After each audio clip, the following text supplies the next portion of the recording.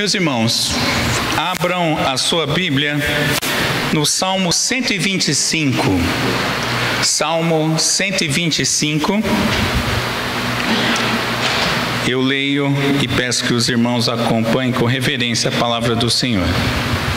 Os que confiam no Senhor são como o monte Sião, que não se abala, firme para sempre. Como em redor de Jerusalém estão os montes, assim o Senhor em derredor do seu povo, desde agora e para sempre. O cetro dos ímpios não permanecerá sobre a sorte dos justos, para que o justo não estenda a mão à iniquidade. Faze o bem, Senhor, aos bons e aos retos de coração. Quanto aos que se desviam para sendas tortuosas, levá-los-á o Senhor juntamente com os malfeitores. Paz sobre Israel. Vamos orar mais uma vez. Pai querido, nós suplicamos ao Senhor mais uma vez que a tua bondosa providência seja sobre nós. Que o Senhor, pela tua graça e misericórdia, me use nessa noite, ó Pai, e que o teu povo também ouça tão somente a sua voz. Nessa noite, de fato e de verdade, que eu diminua e que Cristo cresça, que Ele seja conhecido, é a súplica que fazemos no nome dEle. Amém. Nós estamos expondo então os salmos de romagem ou salmos de peregrinação, também chamado de cântico dos degraus ou cânticos da subida. Tem vários nomes para essa coletânea de salmos que eram cantada pelo povo de Deus no Antigo Testamento. São 15 salmos, do 120 ao 134. Nós não temos precisão sobre como eles eram cantados. É verdade que eles eram cantados, mas não sabemos se era quando eles iam rumo a Jerusalém, das suas cidades e casas, nas 3 festas que o Senhor mesmo havia estabelecido, ou se eles cantavam nos degraus de Jerusalém para chegar até o templo. De um jeito ou de outro, esses salmos eram cantados pelos peregrinos, pelo povo de Deus. Este salmo em especial, o Salmo 125, nós não conhecemos o autor. Alguns acreditam que seja o próprio Davi, mas não ficou registrado. Porém, meus irmãos, o que esse salmo nos dá com precisão é que o salmista está falando num contexto de opressão dos ímpios sobre o povo de Deus. O povo do Antigo Testamento sempre passou por muitas opressões, de diversas naturezas. Nós não sabemos qual situação específica que motivou esse salmista a escrever esse salmo. Possivelmente era quando o povo de Israel esteve subjugado politicamente. A gente vê no versículo 3 que aparece a expressão cetro dos ímpios. O cetro é um objeto que o rei usa, não é? Então provavelmente algum rei ímpio. Israel padeceu na mão de reis ímpios. Nós não sabemos qual. Tanto os de fora de Israel como alguns israelitas que se desviaram da vontade do Senhor e subjugou o povo. Mas o fato é que o povo de Deus passava por uma tribulação, por uma opressão. Isso aconteceu desde o Antigo Testamento e acontece até os nossos dias. Este salmo, meus irmãos, é de encorajamento para o povo de Deus, para os crentes, exclusivamente. Eu queria frisar essa palavra, não é? Nós não podemos e nem devemos ter vergonha da verdade do Evangelho, porque ela é para a salvação do povo de Deus e para a condenação dos incrédulos. Agora, como nós sabemos que este salmo é para o povo de Deus? Simples, nós olhamos para o texto e a gente já vê no versículo 1 que ele começa dizendo que os que confiam no Senhor. Ou seja, é um grupo, não é todo mundo. Mas quem são os que confiam no Senhor? Versículos 3 e 4 nos informam. Eles são os justos, são os bons, são os retos de coração. Porém, a gente poderia ficar pensando, mas ninguém é assim naturalmente, ninguém não tem essas características. Mas é claro, essas são marcas do povo de Deus, são marcas dos redimidos, dos eleitos, daqueles que foram impactados pela graça e que vivem pelos méritos de Cristo e não pelos próprios méritos. Então veja, o salmista está falando porque ele é do Senhor e por isso ele pode usar essas expressões. Ou seja, esse salmo também é para você que é do Senhor, é para o justo que vive pela fé. Então, se você está nesse grupo, esse salmo fala para você nesta noite. E nós vamos entender o que ele nos diz. Em primeiro lugar, vamos olhar para o texto. O salmista, o que será que o salmista e o povo de Deus estava passando? Por qual opressão? Nós vimos que no versículo 3, eles estavam sendo afligidos pelos iníquos, pelos ímpios. Pois bem, quando você passa por isso, como você reage? E aí nós vamos olhar aqui 3 atitudes do salmista em reação a essa condição ruim que eles estavam vivendo. Bom, em primeiro lugar, a gente vê ali, a gente começa entendendo que para passar por isso, o salmista então, ele lembra das promessas do Senhor. Essa é a primeira atitude dele, lembrar das promessas do Senhor. Versículo 1 diz, os que confiam no Senhor. Agora, confiar, meus irmãos, é uma palavra do hebraico bastante interessante. Ela tem a ver com estar firmado na palavra do Senhor. Então, confiar é saber o que o próprio Senhor diz, o que o próprio Senhor instrui. Por isso, na instrução do Senhor, nós estamos firmes. Há várias passagens na Escritura, no Antigo Testamento, por exemplo, que apontam para essa relação confiança-palavra. Um bom exemplo é o Salmo 119 inteiro, todo ele fala disso. Mas eu queria ler aqui apenas os versículos 92 a 95 do Salmo 119, que diz assim, olha como o salmista mostra essa relação. Se a tua lei não tivesse sido o meu prazer, há muito eu teria perecido na minha angústia. Nunca me esquecerei dos teus preceitos, pois é por meio deles que tem me dado vida. Sou teu, salva-me, pois eu busco os teus preceitos. Os ímpios me espreitam para me destruir, mas eu considero os teus testemunhos. Uma série de palavras aqui sinônimas para a palavra do Senhor, ou seja, a palavra do Senhor está sempre no coração do povo de Deus, e é por isso então que ele consegue estar firme. Agora, eles olham para as promessas do Senhor, e aqui tem 3 exemplos de promessa. É claro que não são as únicas promessas do Senhor, mas o salmista, ele registra 3 promessas em que ele pode confiar. A primeira dela é a promessa da firmeza, versículo 1. Aqueles, diz o texto, que confiam no Senhor são como o monte Sião, que não se abala, firme para sempre. Os que confiam no Senhor não se abalam. Meus irmãos, o monte Sião, sobre o monte Sião é onde foi construída e edificada Jerusalém. É o centro da fé do povo de Deus no Antigo Testamento. Então ele está dizendo, olha, onde está firmada Jerusalém, neste monte, quem está firmado, ele não se abala. Quem está firmado por o Senhor não sofre tremor, não balança, não sente falta de firmeza. Pelo contrário, ele está firme no Senhor.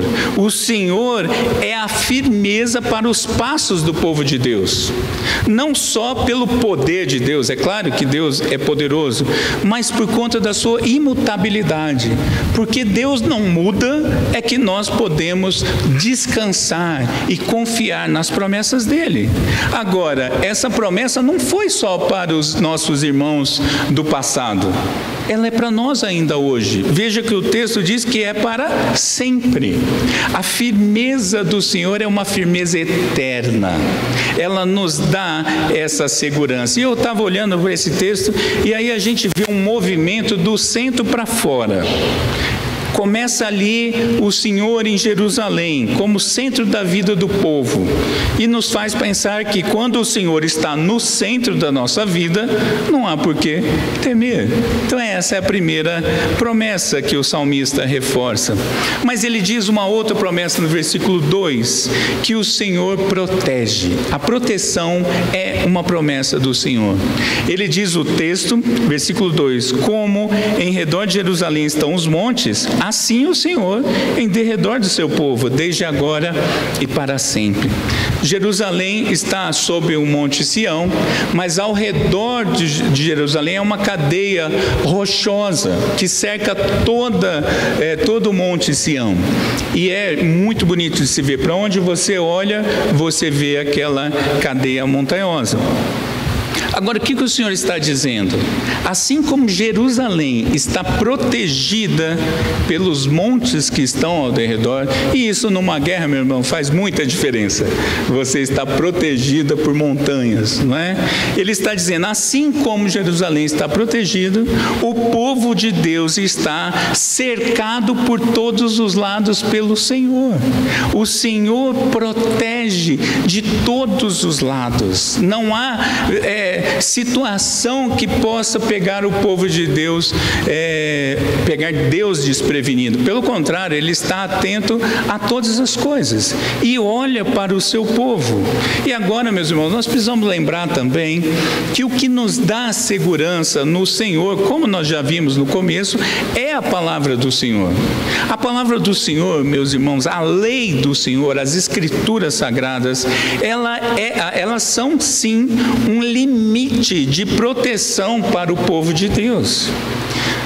É curioso nos nossos dias como as pessoas estão desejando tanto liberdade, não é? As pessoas querem ser livres, fazer tudo o que quiser, e por isso não gostam muito do cristianismo, porque olha e acha que há um tolimento da vida do cristão. É claro que a gente sabe também que há muito legalismo no meio do cristianismo, a gente sabe disso, mas a lei do Senhor nos protege, ela nos dá limite. Você, quando tem uma fazenda, por exemplo, e você cria gado, você deixa de pôr cerca? Se você tivesse uma fazenda, você deixaria de pôr cerca e deixar seu gado andando solto por aí? Óbvio que não, porque a cerca é a delimitação do espaço e a proteção do seu rebanho. É isso que a palavra de Deus é, e é isso que o Senhor faz. Ele nos cerca e nos protege em todo tempo. Mais uma vez aparece a expressão para sempre. Então veja, o Senhor nos dá firmeza, o Senhor nos dá proteção, mas ainda no versículo 3 nós vemos que há preservação do povo de Deus. O texto vai nos mostrar que os ímpios, o cetro dos ímpios não permanecerá sobre a sorte dos justos. Não é para sempre a ação dos ímpios. O Senhor livra o seu povo. Cetro, como eu disse, é uma figura que o rei usava, mas ele é um símbolo de poder. O que ele está dizendo, há um poder sobre vocês, sim, não é? O salmista está reconhecendo, mas esse poder não é eterno. E me faz pensar que é verdade, é óbvio, porque não há rei na terra ou em qualquer canto que seja maior que o rei do universo. Percebe as figuras, meus irmãos, que o salmista vai usando? Agora aqui tem um detalhezinho a mais. O Senhor, tolerando a nossa fraqueza, como disse João Calvino, Ele atua antes do esgotamento total. Ou seja, diz o texto, antes do justo estender a mão à iniquidade. Porque tem horas que é verdade, né? Assim, não sei se você já experimentou isso, de ser afligido, assediado, bombardeado por todos os lados, e você fala assim, eu vou fazer o que eles fazem. eu vou deixar esse negócio de lado porque não está dando certo ser crente. Minha vida está ficando cada vez mais difícil às vezes, não é? E o salmista está dizendo que o Senhor não permite que a gente chegue ao fundo do poço. Olha que curioso, ele diz que antes que estenda a mão para a iniquidade, o Senhor atua.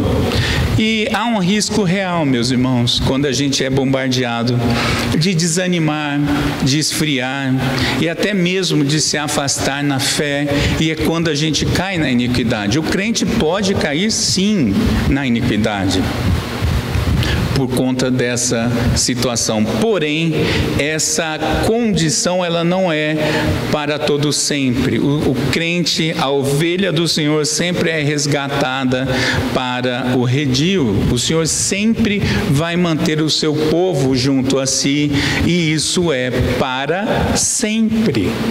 Veja, quando o salmista está dizendo, olha, o próprio Senhor não vai deixar acontecer amanhã, é porque o Senhor já está no amanhã.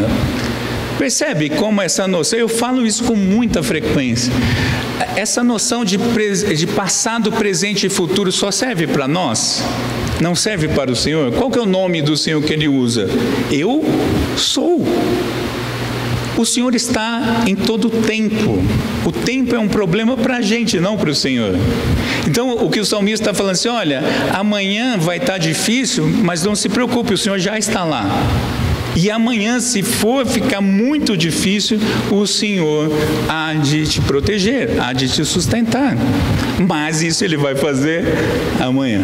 Nem sempre é na hora que o Senhor faz.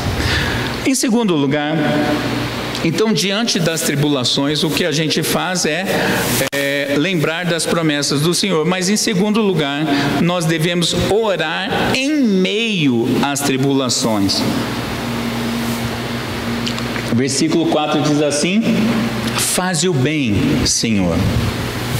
A oração, meus irmãos, é a forma de falarmos, de nos relacionar pessoal e intimamente com o Senhor. Esse mecanismo foi o Senhor que estabeleceu para que nós o tenhamos por perto, ou que nós nos relacionemos com Ele. O povo de Deus sempre buscou ao Senhor em oração. O Antigo Testamento é repleto dessas expressões de oração.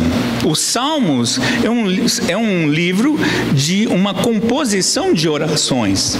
Então perceba que essa é uma prática que nós devemos fazer, e o salmista sabia disso.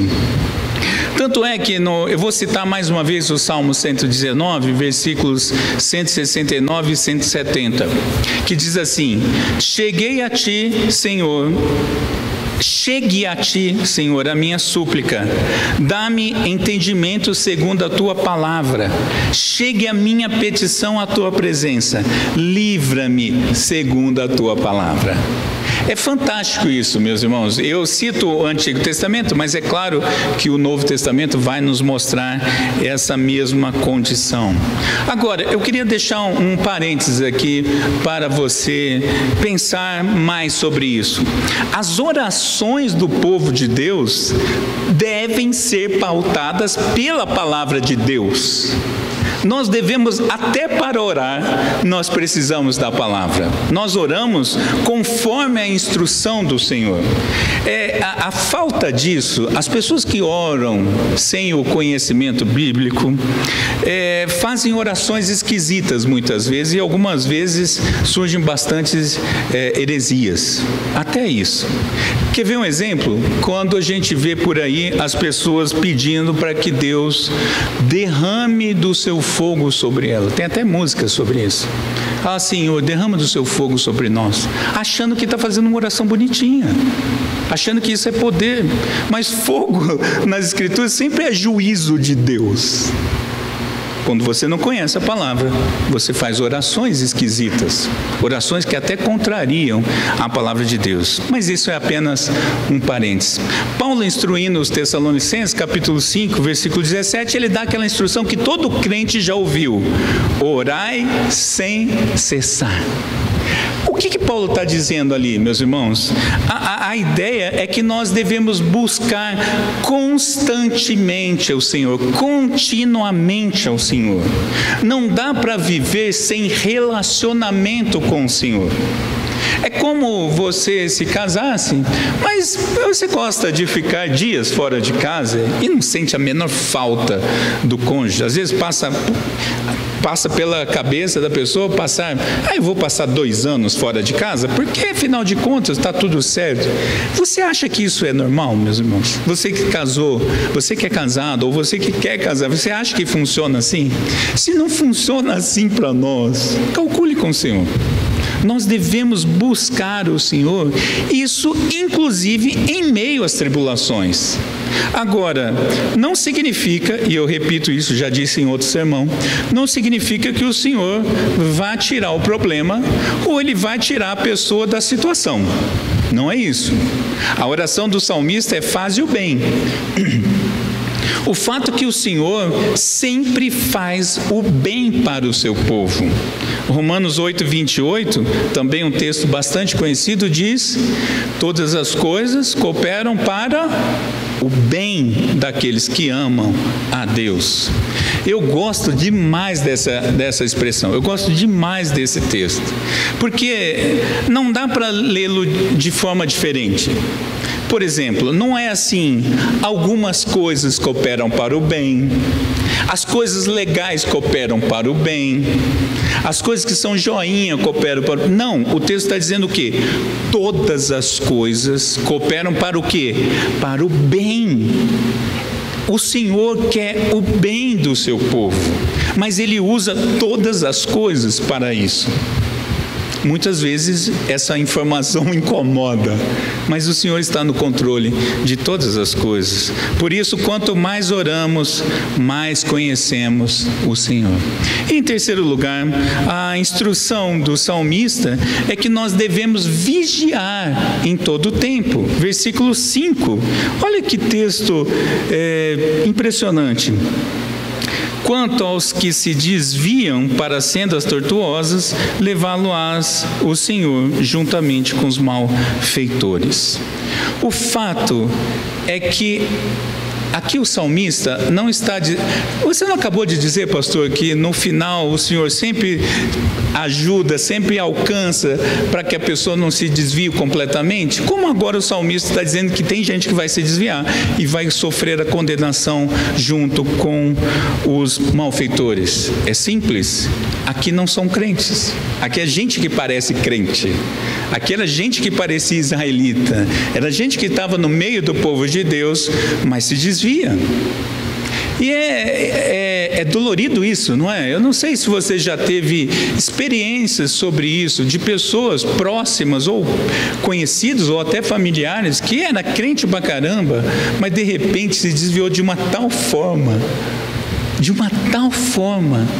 Eu conheço algumas pessoas assim, que dói o coração de lembrar dessas pessoas, mas é gente que vai experimentar o juízo de Deus, porque não são do Senhor. E nós precisamos lembrar ainda essa questão do desviar, ela assedia sim o crente, como nós já vimos. O Salmo 1 mostra isso claramente, não é? É um processo lento, é claro, não é? Primeiro você anda, depois você se detém, depois você se assenta na roda dos escarnecedores. E os que cedem, meus irmãos, se tornam iguais aos ímpios.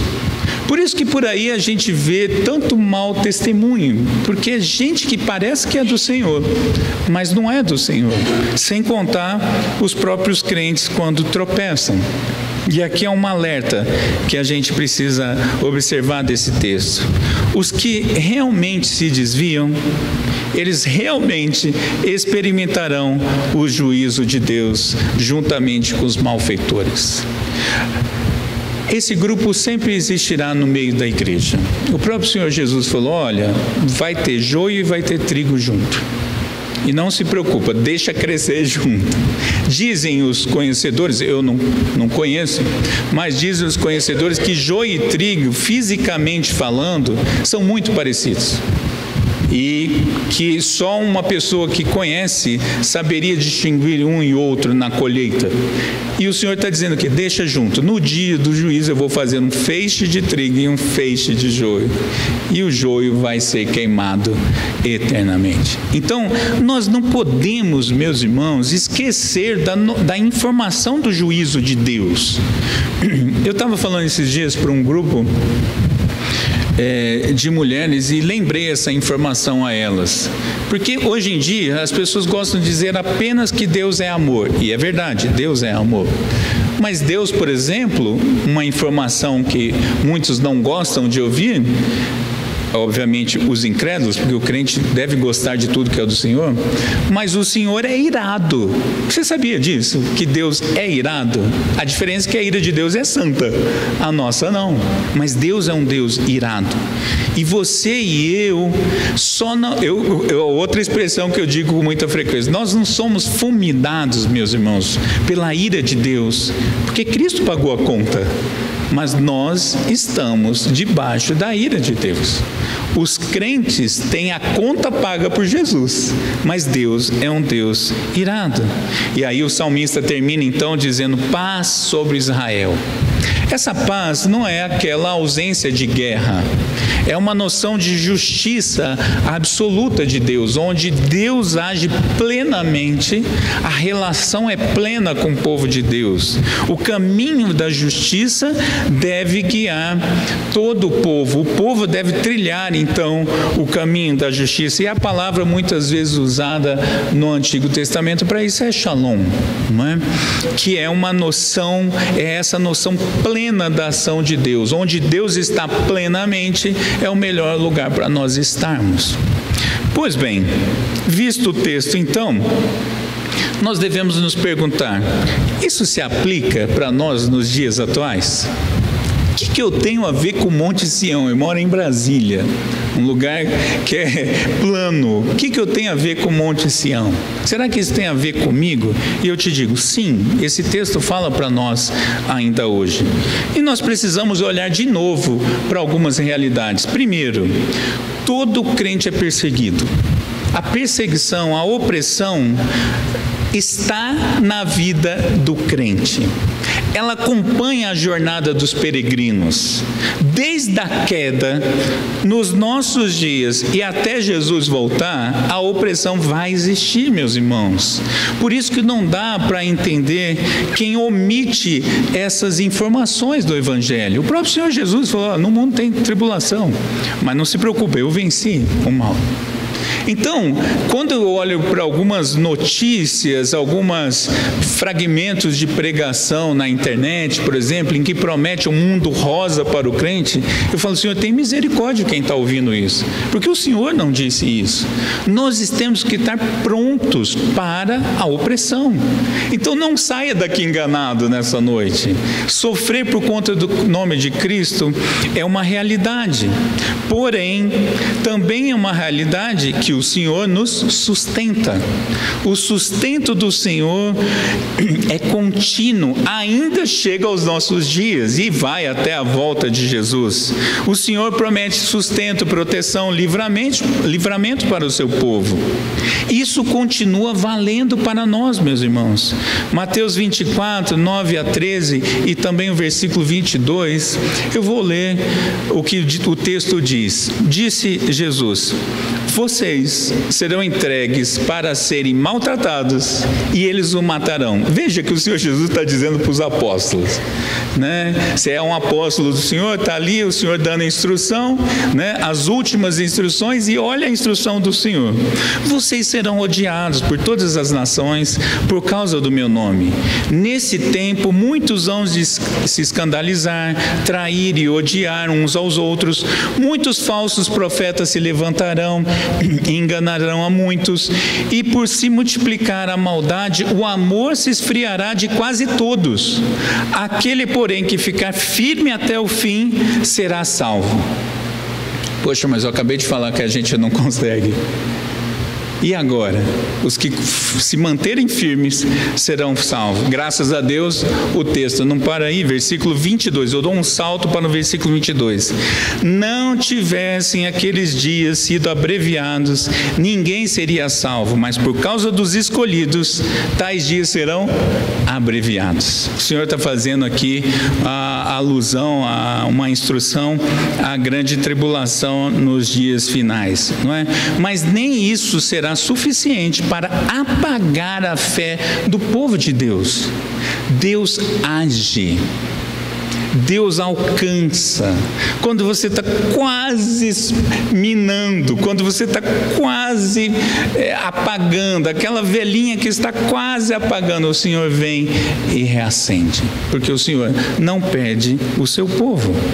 E aqui, meus irmãos, existe uma importantíssima doutrina da nossa fé e que é pouco ensinada em muitos contextos cristãos, que é a doutrina da perseverança dos santos, ou como já foi chamada também de preservação dos santos. É o P daquela sigla TULIP, é um dos pontos dos cinco pontos do calvinismo. Um autor, o Vicente Cheng, num texto que está no site da Monergismo, ele resume assim a doutrina da perseverança dos santos. Uma vez que uma pessoa se torna um cristão verdadeiro, ela nunca se afastará de uma maneira verdadeira e final da sua fé, e que ele nunca se tornará novamente de uma maneira verdadeira e final um não cristão. Portanto, uma vez que uma pessoa verdadeiramente se converte e se torna um cristão, ela certamente será salva. Por isso que nós não queremos que ninguém se desvie, é óbvio que isso é um prejuízo para a pessoa, mas o crente que se desvia, se ele for do Senhor, ele vai voltar, porque é o Senhor que garante isso. Você pode estudar isso um pouco mais, lendo o capítulo 17 da Confissão de Fé de Westminster. Mas um outro contexto que nós precisamos lembrar é o contexto do juízo. O juízo será real. Esse dia vai chegar. Essa notícia deveria levar todo crente aos pés de Cristo, à dependência do Senhor, porque isso é real. Esse dia chegará. Pois bem, mas já que consideramos o contexto, o crente pode fazer o mesmo que o salmista fez. Você aqui nessa noite, você pode fazer exatamente a mesma coisa que o salmista fez há muito tempo atrás. Ou seja, se você está passando por uma opressão, você deve se lembrar das promessas do Senhor. Firmeza, proteção, preservação e muitas outras. Lembra do texto de Lamentações 3, 21 a 24? Quero trazer à memória o que pode me dar esperança. O que é que dá esperança? As misericórdias do Senhor são a causa de não sermos consumidos, porque as suas misericórdias não têm fim. Renovam-se cada manhã. Grande é a tua fidelidade. A minha porção é o Senhor, diz a minha alma. Portanto, esperarei nele. Isso é uma promessa. É outra promessa, e há muitas promessas do Senhor, e nós devemos, na hora da dificuldade, meus irmãos, é isso que tem que vir à nossa memória. Porque na hora do sufoco, é isso que vai te trazer alívio. Eu lembro sempre das artes marciais. Qualquer arte marcial, a pessoa quando entra é faixa branca, ele aprende os fundamentos daquela arte marcial. E conforme ele vai evoluindo, ele vai aprendendo técnicas novas. Porém, mesmo que você for faixa preta, você continua repetindo os movimentos lá quando você era faixa branca. Por quê? Porque eles são fundamentos. E para quê? Por que se repete tanto nas artes marciais? Para que aqueles movimentos entrem na sua vida de tal forma que você pratique involuntariamente quando for necessário. Eu me lembrei aqui da história, né, Marinoca, da sua irmã, que lá nos Estados Unidos, visitando, passeando, e mais ou menos assim, tá? Não me lembro muito bem dos detalhes, mas ela treina Krav Maga, a irmã da Marinoca. E no metrô dos Estados Unidos, Nova York, se eu não me engano, um ladrão veio e puxa a bolsa dela. Quando puxa a bolsa dela, ela, treinada, reagiu no automático, enfiou a cotovelada no cara, ele ficou tonto, elas entraram no metrô, foram embora e o cara foi embora também. Automático. Porque veio o treino todo dela na hora do momento do sufoco. Você não precisa ficar treinando para os momentos bons, você treina para o sufoco. E é por isso, meus irmãos, que nós precisamos trazer à memória, quando nós estamos sufocados, aquilo que nos dá esperança. Porém, deixo outro alerta para você. Na hora do sufoco, o que está vindo à sua memória? Na hora da opressão, o que está guardado no seu coração para que venha à tona e te traga conforto? Pois eu vou te dizer uma coisa: quem não tem a palavra de Deus no coração não traz nada, não tem jeito. E a nossa memória não é tão boa, meus irmãos. O nosso coração é enganoso, diz a palavra de Deus. Por isso você deve se alimentar diariamente da palavra de Deus. Você deve encharcar o seu coração, a sua mente com a palavra de Deus. Porque na hora do sufoco você traz à memória aquilo que dá esperança. Mas você também deve orar. Você deve orar sem cessar. Agora, o que é orar sem cessar? Eu vou ficar 24 horas em oração diante do Senhor? Eu vou viver só de orar? É claro que não. Um pastor antigo aqui de Brasília, já falecido, quase um mito, uma lenda, o reverendo Eudaldo Silva Lima. Eu não o conheci, só conheci as suas histórias. Mas diz que o reverendo Eudaldo, um dia no gabinete, estava atendendo uma irmã, uma senhora já de idade, e ela falou assim: pastor, sofrendo, aquela senhora estava sofrendo horrores, e ela falou: pastor, eu não consigo orar por muito tempo. Eu não consigo ficar ali em oração. E o reverendo Eudaldo, com a sua sabedoria, disse: minha irmã, eu também não. Eu não consigo, o reverendo Eudaldo disse, eu não consigo orar por 1 hora contínua, mas eu não consigo ficar nem 1 hora do dia sem orar. É a noção de que deveria estar constantemente buscando ao Senhor. E também, meus irmãos, nós devemos vigiar, manter-se alerta, manter-se vigilante. O crente não pode dar bobeira, ele tem que estar alerta. Eu me lembro quando eu servi no quartel, a pior coisa que tem, meus irmãos, o pior horário que existe na face da terra é de madrugada no frio. No interior de São Paulo, em julho, aquela friaca. A farda do exército, ela é muito interessante, porque ela esfria no frio e esquenta no calor. Ela não serve para nada aquilo, eu não sei para que serve aquilo.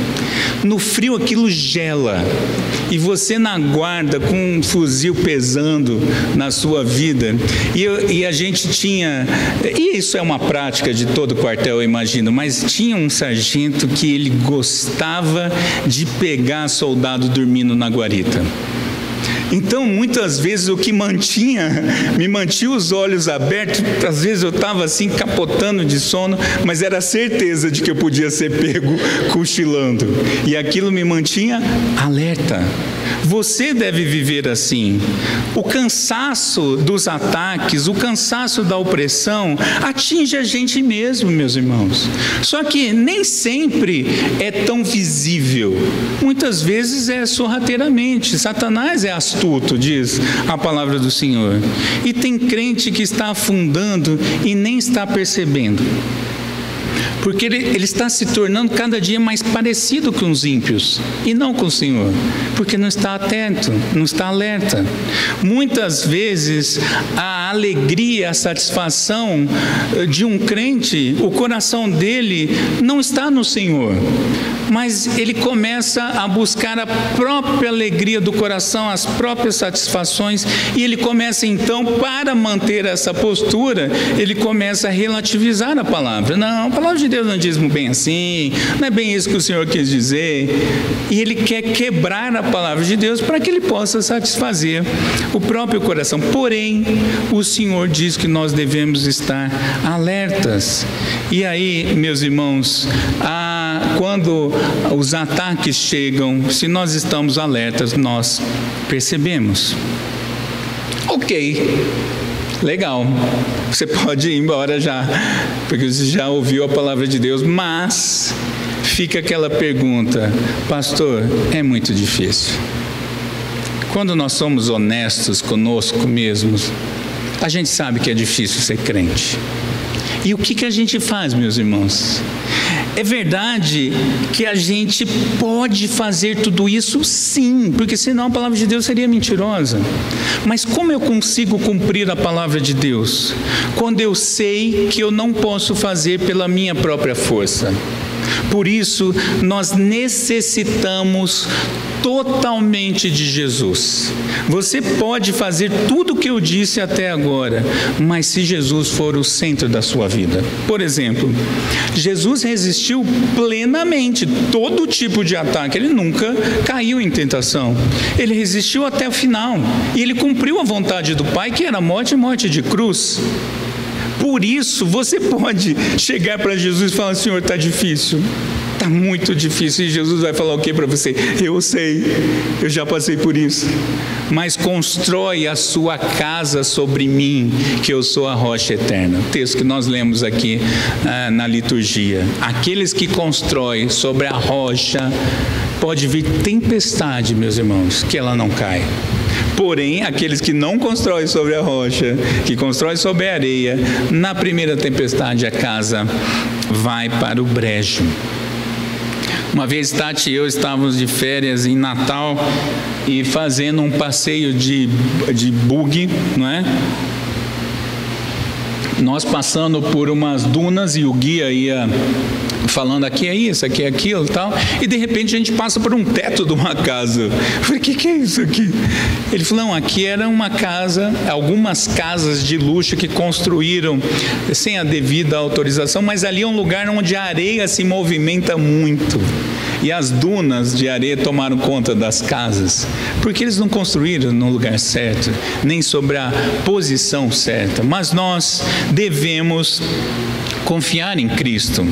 Cristo, meus irmãos, não vai permitir o seu esgotamento total. Você vai passar por dificuldade, sim. Você vai sentir esgotado, sim. Você vai ficar com aquele olho quase fechando de dificuldade, mas o Senhor não vai te deixar padecer completamente. O apóstolo Paulo, falando aos Coríntios, 1 Coríntios capítulo 10, versículo 13, ele diz assim: não sobreveio a vocês nenhuma tentação que não fosse humana, mas Deus é fiel e não permitirá que vocês sejam tentados além do poder do que podem suportar. Pelo contrário, juntamente com a tentação, proverá livramento para que vocês a possam suportar. Percebe que em Cristo nós podemos? Segundo, Jesus orava ao Pai. Ele orou por suas ovelhas. Oração sacerdotal de Jesus em João 17. A oração de Jesus é: não peça que os tire do mundo, mas que os livre do mal. Jesus orou para entender a vontade do Pai, orou por você e por mim. E mais, ele ensinou a orar. Oração dominical, por exemplo, chamada também de Pai Nosso, Mateus 6. Veja que a oração estava presente na vida de Cristo. E porque ele conquistou a paz para nós, na cruz do Calvário, nós podemos também orar. Quando ele estava quase para chegar na cruz, quando ele estava naquela noite anterior à cruz, ele orando ali, ele busca o Pai. Ele sabia a missão dele, mas ele ora diretamente ao Pai, e com, digamos assim, com o coração aberto ao Pai. Senhor, afasta de mim esse cálice, tira para longe, vírgula, mas seja feita a sua vontade. O Senhor Jesus orava. Só tem um detalhe, meus irmãos: ele continua orando.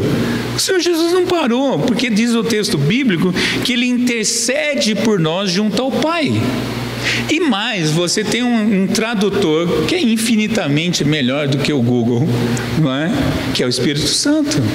O Espírito Santo traduz as nossas orações diante do Pai. Por isso, meus irmãos, orem, busquem ao Senhor. E por último, Por que nós podemos descansar e confiar mesmo em meio à tribulação? Por que nós podemos confiar em Cristo? Porque Jesus não dorme. Jesus não dormita, como diz o Salmo 21, não dorme o guarda de Israel. O Salmo 121 fala diretamente de Cristo. Jesus, ele está vigiando. Jesus não cochila na guarita. Eu cochilava, não é? De vez em quando eu não aguentava. Mas Jesus não. Jesus não perde o controle da situação. Os discípulos dormiram enquanto Jesus orava, mas ele não. Estava alerta. E mais, ele está à direita do Pai, meus irmãos, nesse exato momento, acompanhando todas as suas ovelhas em todo o tempo e em toda a situação. Ele está atento. Por isso você deve confiar no Senhor. Quando você sair aqui nesta noite, o meu desejo é que você saia daqui encorajado. Eu não sei como você chegou, mas eu quero que você saia aqui diferente, encorajado nas promessas do Senhor, na certeza de que o Senhor cuida do seu povo e que por isso nós podemos viver conforme a palavra dele e devemos viver para a glória dele. Vamos orar? Senhor Deus, nós estamos aqui diante da Tua palavra que foi lida e exposta e nós confiamos no Senhor que é possível sim vivermos à luz da Tua palavra, porque nós vivemos nos méritos de Cristo, não nos nossos. Mas, ó Pai, também é verdade que muitas vezes nós fraquejamos. E então, ó Senhor, nos capacite a orar cada vez mais, capacite, ó Deus, a buscarmos o Senhor em todo o tempo, que o Teu Santo Espírito sempre nos incomode, aquele que habita em nós, sempre nos mova em direção ao Senhor em oração. Ó Pai, e que nós estejamos sempre alertas e vigilantes para o ataque que nos rodeia, que vem de todo lado, mas nós também descansamos porque o Senhor está ao derredor do Teu povo, e isso tudo nos anima, isso tudo nos conforta, isso tudo nos dá confiança para continuarmos a peregrinação que nos é devida. Nós oramos, Senhor, confiado no nome do nosso Salvador e Senhor, Jesus Cristo. Vamos nos pôr em pé?